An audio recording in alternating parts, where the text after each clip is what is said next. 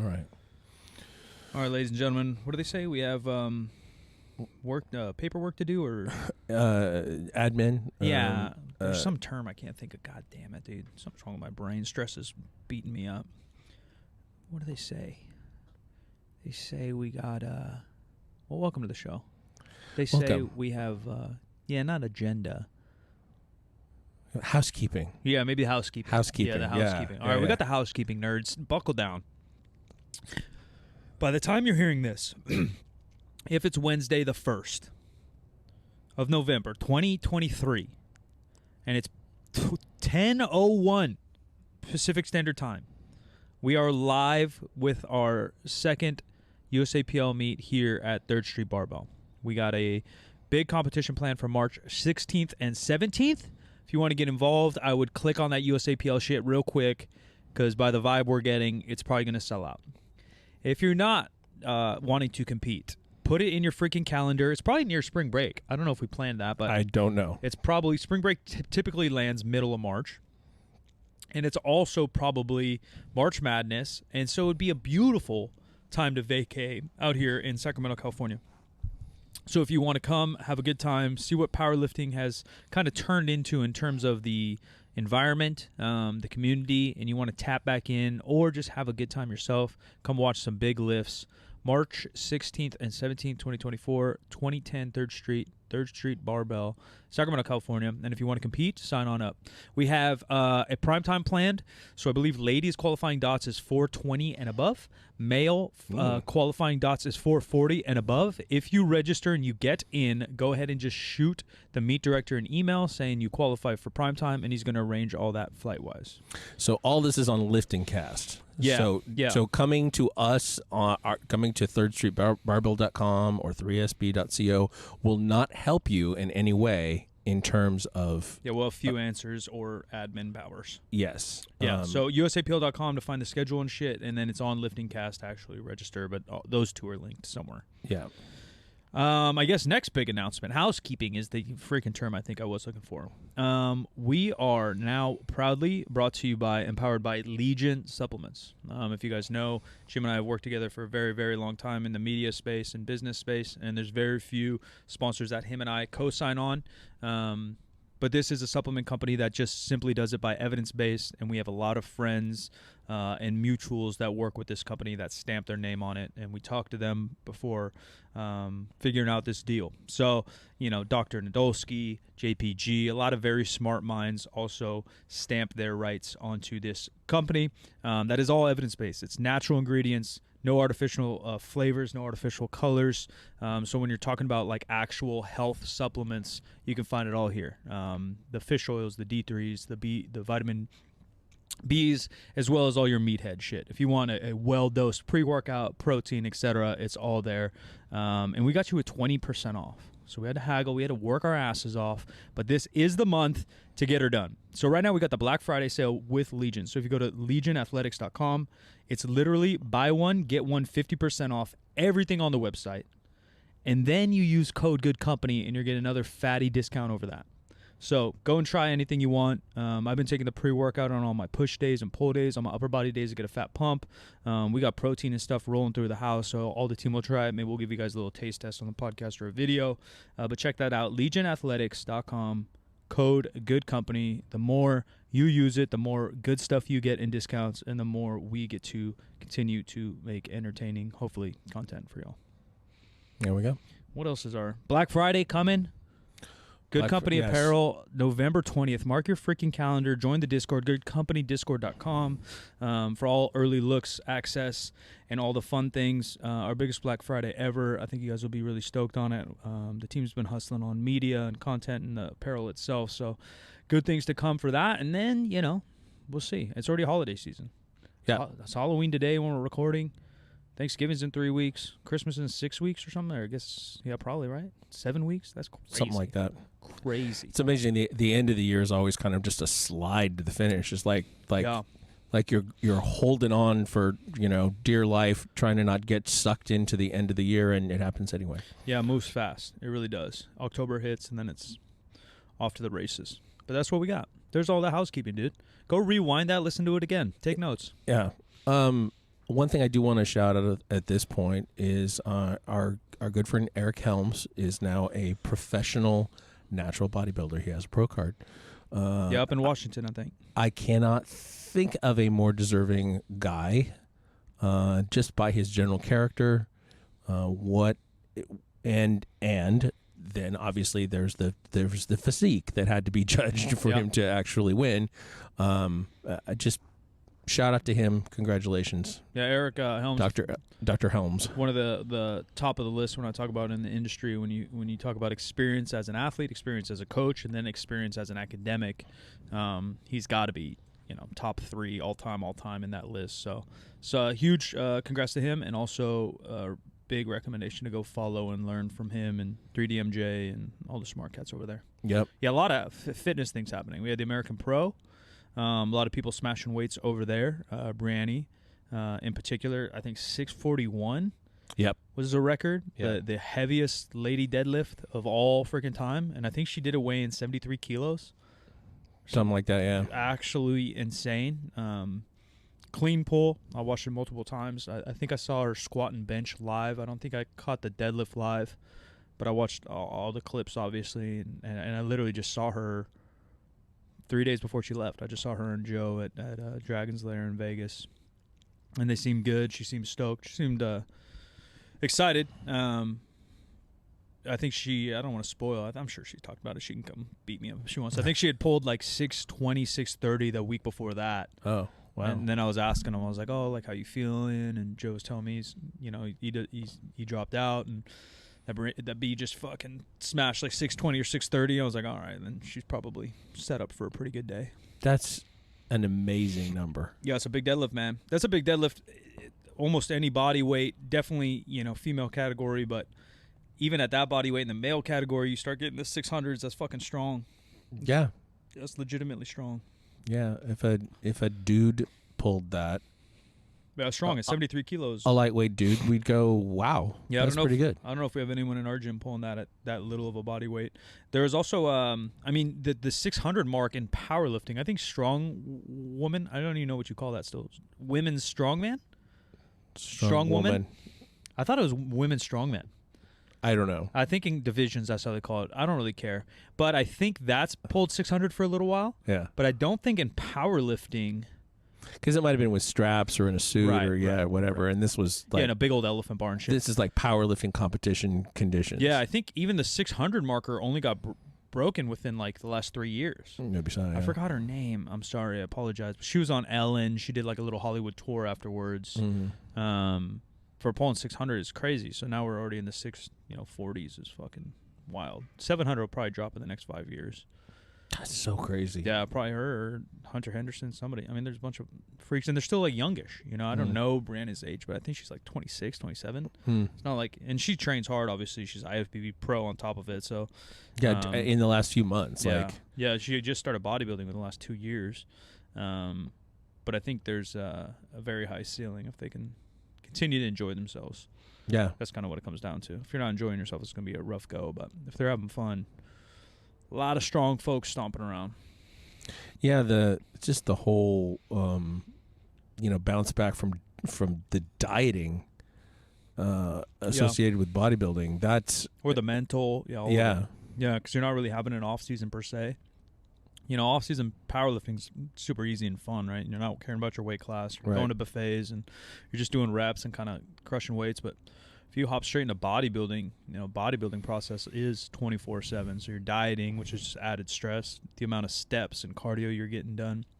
I think Dan Griggs tried to smash 1060 on a deadlift. I saw that attempt. Yeah. I think he got called for up down, but in the general gravity battle, he fucking won. Really clean. Besides a little baby up down, but it just gets so hard. I haven't pulled anything close to 1,000 pounds, but.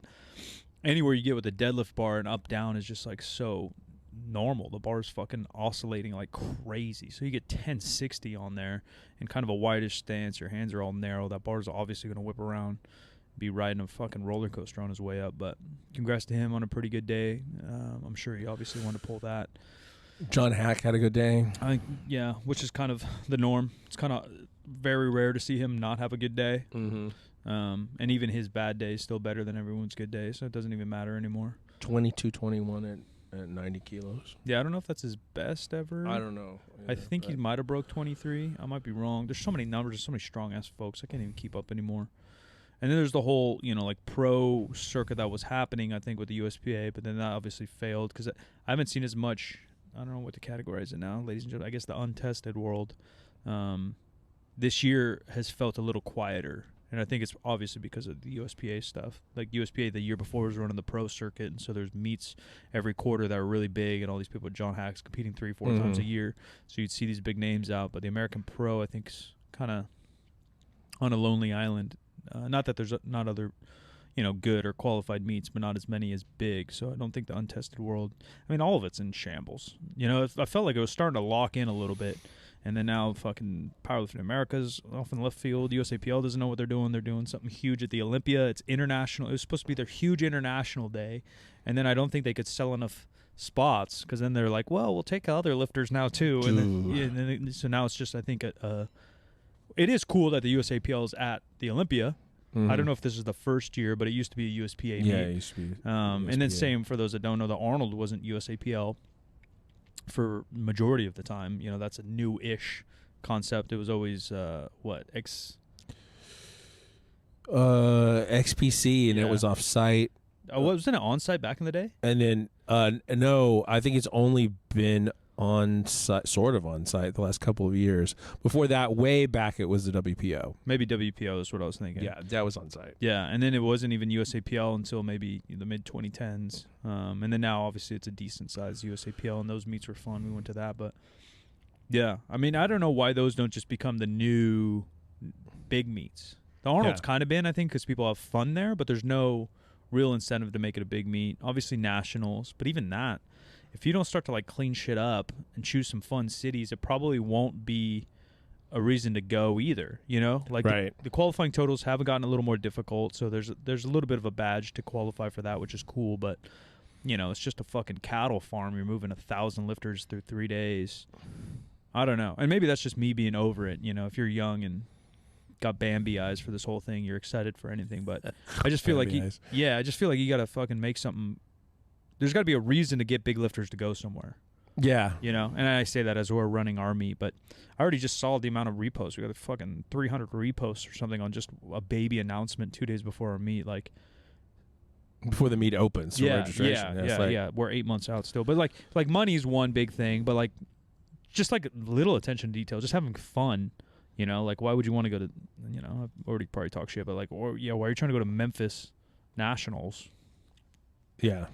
And then I did hear some people didn't like Vegas, which is kind of weird. TwitchCon was just in Vegas, and I saw some stuff that they didn't like that either. I'm like, well, why not? And obviously I'm biased to Vegas, but San Diego makes sense. Mm-hmm. Even LA makes some sense. If you're trying to get people nationally to go somewhere for an event, you need something for them to do the other days. What the fuck are you going to do in Memphis? I know it has some music back. Music probably. But I just heard it's not that nice. It's not in a good shape of a city. I literally think it's the myrtle capital of the nation right now. It might be. I don't know. I can't verify that, but it's for sure top 5. Yeah. So why are we going there? Orlando makes sense, and the Olympia makes sense, and the Arnold makes sense, but then those are just kind of regular meets in a. Mm-hmm. Where is the Olympia this year? Is it Orlando? Orlando. I heard partially. I think there's just too many events in Vegas. TwitchCon was huge, and then Formula One. Oh, the Formula One thing is a big deal. I don't know. Giant. I was walking around there, and they're obviously building. It's on Las Vegas Boulevard, right? So they're gonna be ripping through the strip like a video game, and then the stands and VIP that they're building, they are movable. They are gonna break down, but they're fucking structures. Yeah. It's insane. And the race run is in the middle of the night. That I don't know, but I don't. Yeah, it's not during the day. Yeah, I don't doubt it. Yeah, it's I think 1 o'clock in the morning or something like that. I mean, just the logistics on running an event, because we've looked at shutting down roads here in California and shit for events in Las Vegas Boulevard. Maybe, despite all the money Formula One has, maybe the only way they could do it was that night. Maybe. Right? Because, think of how many casinos, they'll make some money, right? Because people are going to obviously fly in from fucking all around the world. Formula One, I don't know about, other than soccer and I don't know a more Formula One's very international. Yeah, I don't know another worldwide sport. It's obviously soccer is the biggest sport in the entire planet, but then Formula One might be the second most international type sport. Potentially, yeah. Or just like auto racing in general. Yeah. So they're obviously going to make some money on the back end of that because you're getting fucking billionaires flying in. But to get the entire strip and every hotel probably to agree to shut that bitch down, it makes sense that it might have to be at night. And Vegas weather, I mean, actually it would be pretty cold. It's kind of like here. It's cold at night. Yeah, it's like 50s. I mean, the strip's a little warmer. But yeah, car racing, who gives a shit? But as a fan, some of them are just bleachers. I got a picture like in front of the Bellagio where they do the little dancing waterfall, you know? There's just stands. Just like regular kind of football stands. And they look pretty structured. And then next to that are like these, like a better term, like a VIP booth. And it's just like a strip of indoor kind of looking like a greenhouse, like kind of deals. Yeah, off on like poles. So you're a little bit elevated off the strip. It will be interesting. I know nothing about Formula One, but I just kind of like big live events and shit. It's like running a helicopter or a jet on the ground. That's yeah.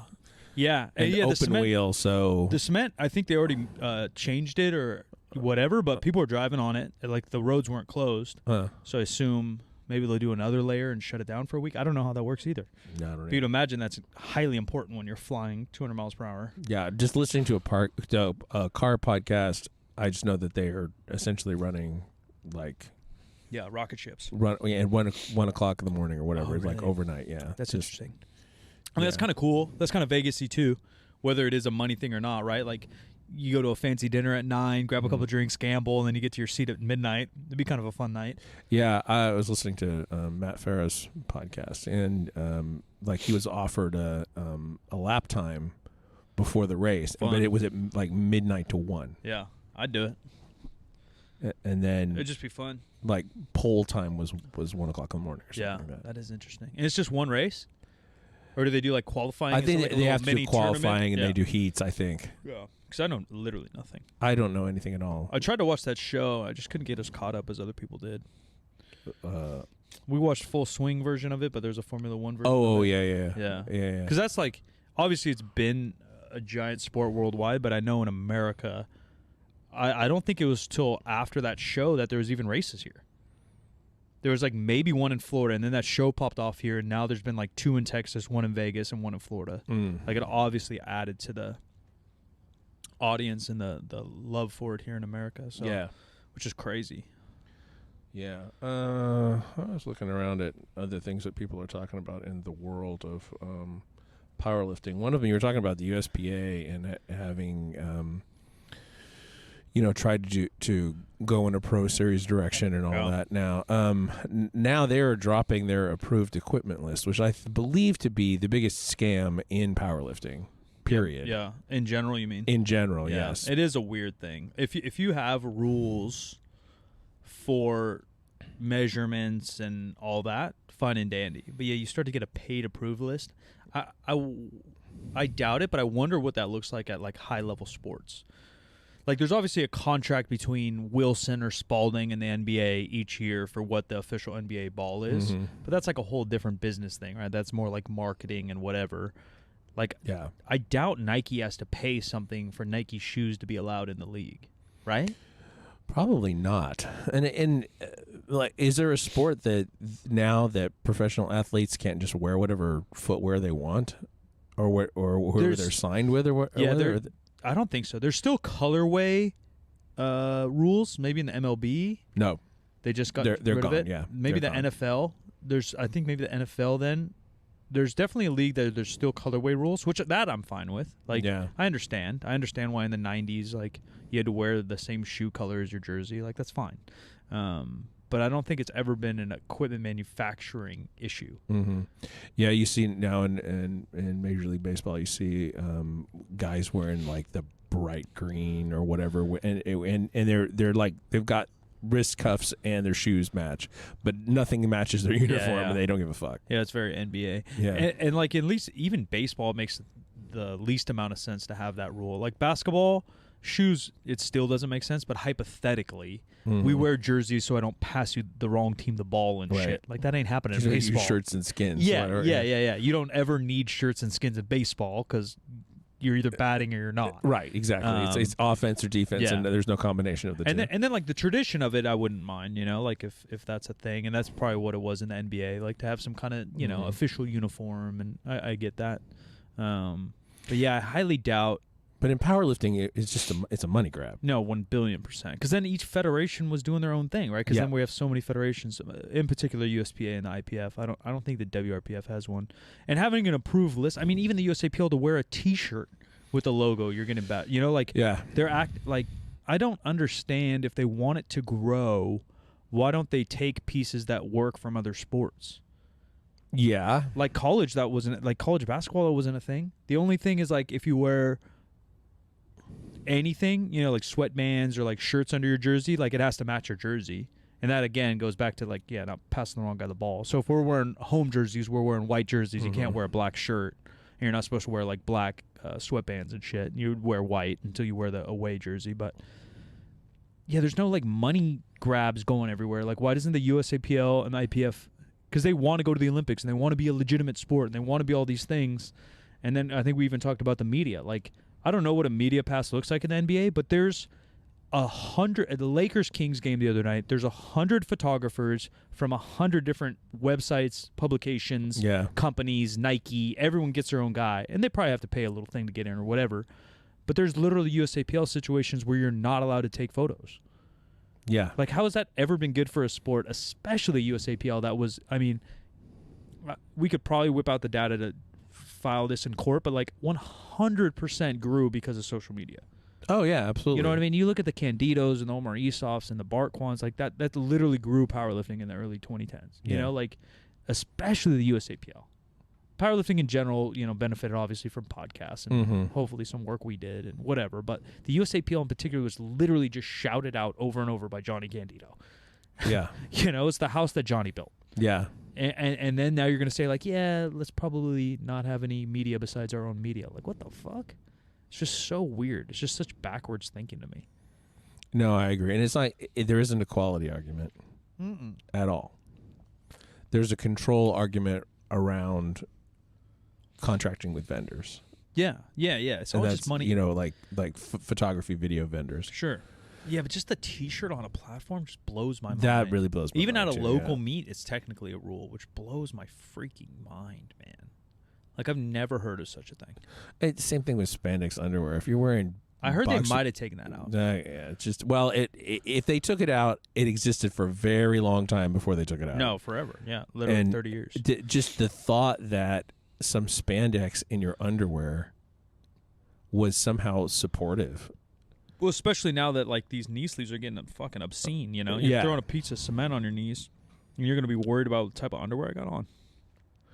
And to all you little fucks out there that hate on like geared powerlifting and OG shit, yet you're buying a new pair of sleeves a month trying to get the stiffest sleeve in the market. Yeah. Like, you're so backwards, man. And Mr. Specificity, you want to compete with kilo plates and the perfect Ohio power bar, and then you got a sticky shirt on and you're throwing rubber bands on your bench. You guys are fucking idiots. You're so backwards in your thinking.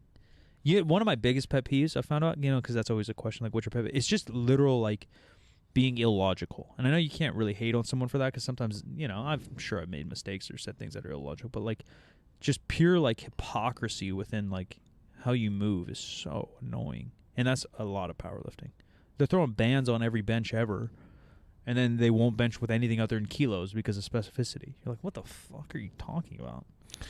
Weight is weight. I don't understand. Yeah. I don't understand the kilo fascination. I know for deadlifts it makes a difference a little bit in terms of leveraging the stuff off the floor, but that's even squats. If you're in the 600-700s or bench, if you're in the 400-500s, sure. But the amount of people that are doing that, and then again, you're wearing equipment. What's wrong with making the lift harder in training as opposed to I don't know. I think harder than it'll be on the platform. I think with a deadlift, a pound plate would be easier, right? Because you're going to get more whip. I don't know. I think that the kilo plate's easier because the weight isn't distributed so far out on the bar. I don't know. I've always found more whip the wider the bar, and typically more whip's going to be a little easier. Yeah, and it may be very individual as well. For newer lifters who don't have experience with kilo plates going into a meet, they tend to overperform because they can't clock the amount that's on the bar. Potentially. Most of it for me, I don't care. If you want to be Mr. Specificity, that's great. But then, like, you just have to hold that standard. Then why are you throwing bands on a bar? Because you can't throw bands on a bench during other times. Why are you chalking weird shit? Why are you wearing weird shirts? And why are you doing all your downsets with straps? Yeah, I want to draw a distinction between what we're talking about right now and a thing that drives me crazy currently. We're just talking about the fact that it's probably not that important. To do these things, it doesn't really benefit you. So why are you hung up on it? Whereas, I was watching a video the other day, some nutrition person carrying on about how organic isn't better for you. It's like, well, why do you care? If other people buy organic, like it doesn't. Yeah, why are you anti-organic? Yeah, why are you anti-organic? It's like if there's any potential benefit, if only this. Often organic farms, like actual organic farms, not mainstream organic, labeled stuff. Yeah. They're small farmers. They're small farms. Yeah. Like support your small local farmer. And if you can't afford the $1 more or whatever, then just don't talk about it. Who cares? Yeah, exactly. Like really, it's yum yucking for attention on social media. There's a lot of weird shit like that. Like there's a lot of hate on like frozen vegetables, but it's been like proven frozen vegetables are actually like maybe second best option you got. Yeah. You know what I mean? Exactly. I get them because they're cheap as shit. I get a pound of it because I eat a pound of veggies a day. Yeah. And it's $1. Yeah. Like, right. And then I travel so much. If I buy for like 5 days at a time. If I buy broccoli for 5 days at a time, it's going to go bad. It's not going to be good by the time you get back. Yeah. To go back on our old guy rants, shout out to my friend Lindsay. She has a bunch of old guy rants in her Instagram story, which is funny. So, like, she has two. One is a meme from, I don't know who this guy is. I hate shouting out people in case they fucking suck, but I'll shout them out. You know what I mean? Like, because I've only seen one post from him. Like, if he's a total piece of shit, I don't know. Uncle Nick, you might be fine. It's Uncle Nick, the super heavyweight. It might be someone we know. Who's Uncle Nick? Do I know you, buddy? No, I think he's a lifter, but he's also like a meme page. It says, the young lifters today may not think much of my generation of lifter, but in the dark era of the sport, from the death of the original WPO to the post-CrossFit Raw explosion, it was us who kept the sport alive while it was basically hanging on by a thread. So there's something for you all to discover. And then her next post said, there's an entire generation out there, which is true. There's a lot of people in our fucking gym, too, and I yell at them. There's an entire generation of lifters out there who don't even know who Dan Green or Ed Cohn is, which is true and kind of crazy. This is true, yeah. Yeah, and that was kind of it for her rant. Yeah, I think that was it. Yeah. That's kind of weird, but I do think that's just a new generational thing where, like, I've seen interviews of youngish guys in the NBA, like, kind of talking shit on, like, the Larry Birds and Magic Johnson stuff, which just blows my mind. You know, like, even if it is true, Larry Bird, like, couldn't keep up in today's league or whatever, like, one, we'll never know, right? Because you can't magically get 1984 perfect shape Larry in today's league. Like, you just can't make that happen. But then, two, like, it makes no sense to compare generations because literally you're not here without Larry. Right. You know what I mean? And so, like, same idea for me.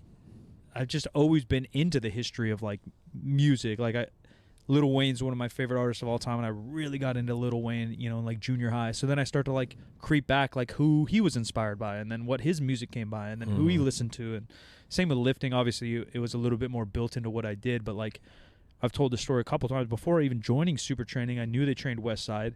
I didn't really know much about it, so I bought all, like, 3 of Louis' biggest books, read them all before I joined. You know, like, just like little things. And I think it kind of it does, and maybe the new generation doesn't see it that way, but for me, it does come down to, like, respecting history, respecting yourself, and then, like, respecting the sport. Like, you want to be a power lifter so bad, but then you don't want to even put in, like, an ounce of effort to, like, care. You know, music, clothes, same thing. Like, anything you do, if you truly, like, love it or you truly want to be a part of the community, I feel like you owe it to yourself and the community to kind of have some history. And those two names are, like, no-brainers. I understand, you know, like, I don't know every NBA player ever, but I know a fucking shit ton. Like, I used to watch ESPN Classic crazy. But like Dan Green, Ed Cohn should probably be near the top of the fucking list. Or Spoto's one I always joke about. I was joking out with Joe Sullivan and Brandy when we talk about it. I'm like, dude, every kid in our gym is doing a Spoto press. They don't even know who the fuck Spoto is. Yeah, it's just a name. That's wild. Yeah. But the thing is he's not from the 40s. Right. You know what I mean? It's not the Arnold Palmer.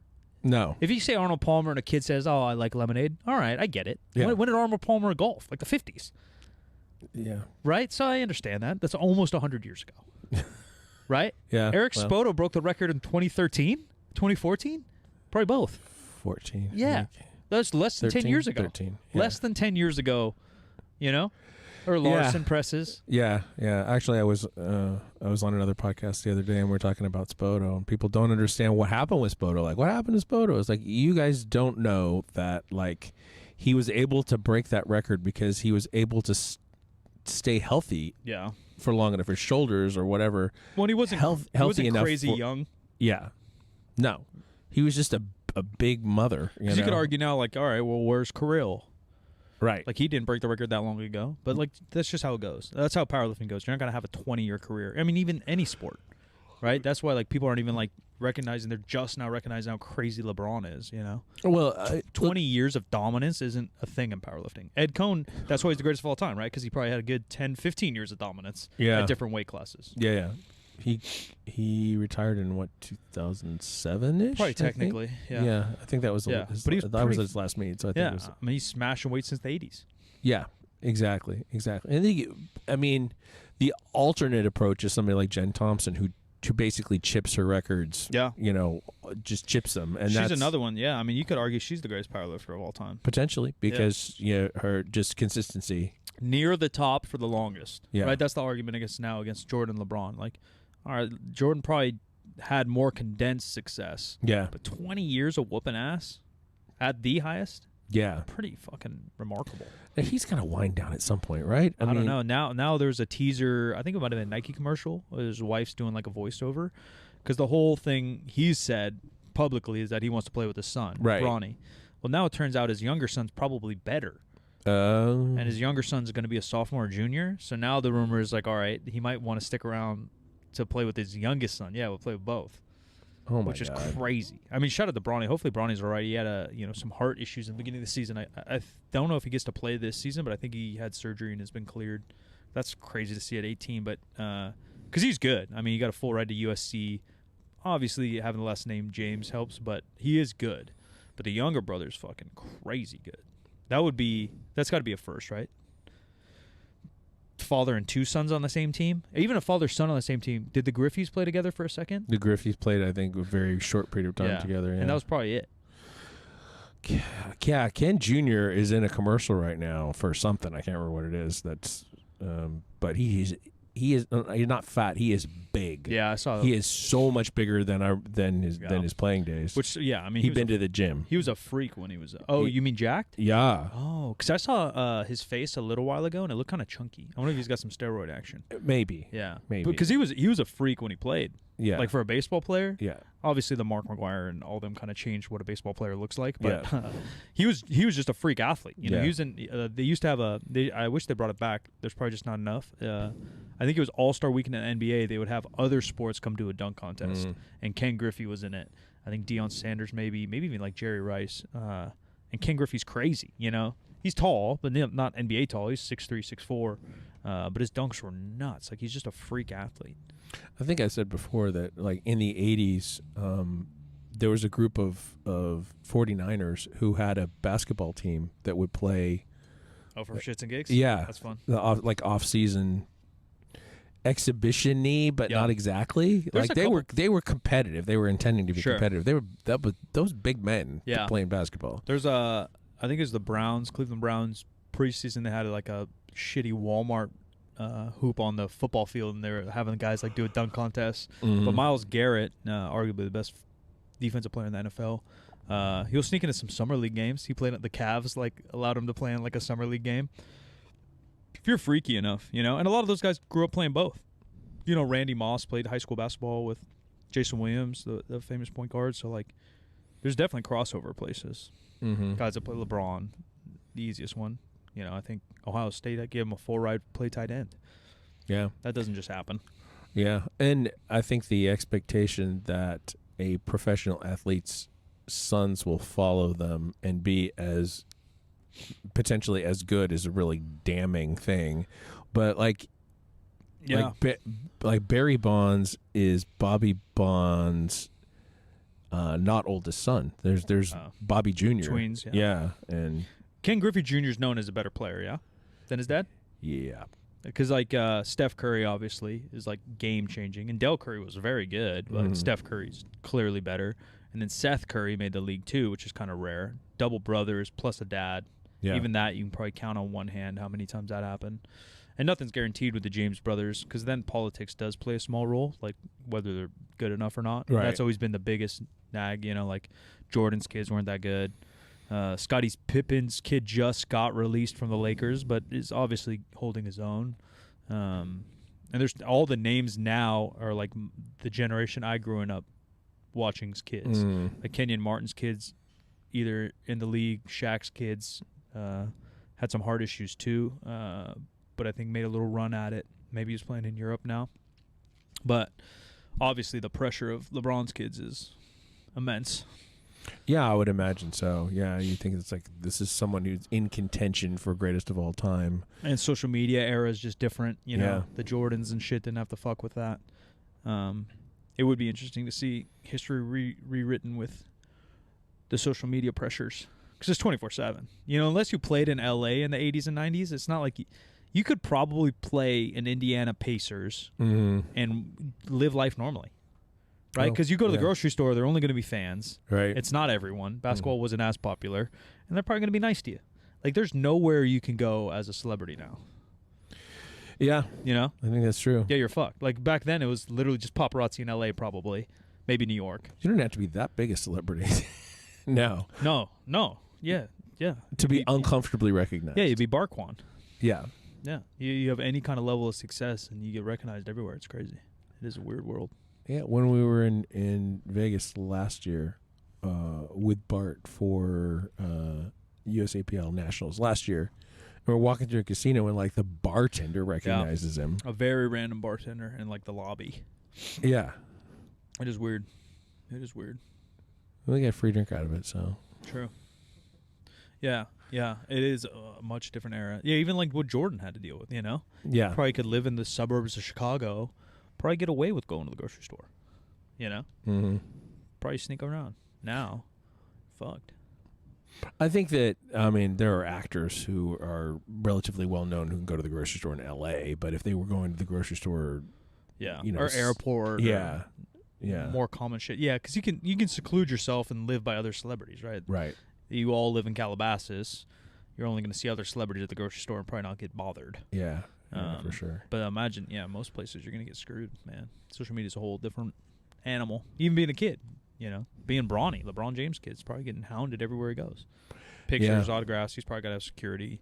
All the streamers I watch and shit, they're all moving around with security now because you just never know what's going to happen. One, violence, obviously, and actually being secure, but two is just like moving through crowds and situations. Yeah. And heaven forbid that you should be on the wrong side of somebody's politics. Right. Or anything. Yeah. Yeah, or anything. Who knows? Yeah, Who knows what you say online that pisses off the wrong guy? And I heard that Mitt Romney spends $5,000 a day on personal security for himself and his family, separate from whatever the Senate provides. Yeah, I believe it. I highly believe it. Yeah, because... Not a life I want. Yeah, you can be a target anywhere, I guess. For sure. Well, that's all I got for today. Yeah, we're chilling. Ladies and gentlemen, stay tuned. If you want to get involved right now, we are running a 3-year sale to thank you so much for repping good company. So if you want to get involved, 3sb.co, use code 3year. Get a little 20% off anything on the website only for 2 more days. And then check out Legion supplements. If you guys want to grab some pre-workout or just general health supplements, they got greens. They got everything formulated by doctors. Truly products that I can get behind. I'm about to chug some pre-workout right now and bench. Use code Good Company at checkout. All right. I'm Silent Mike. Where you want to find me? New episodes every Wednesday and Friday. I am at the Jim McDonald, the social media. This show is 50% facts, where percent is a word, and 50 is just numbers. 50% facts is a Spreaker Prime podcast in association with iHeartMedia on the Obscure Celebrity Network, and we'll talk to you next time.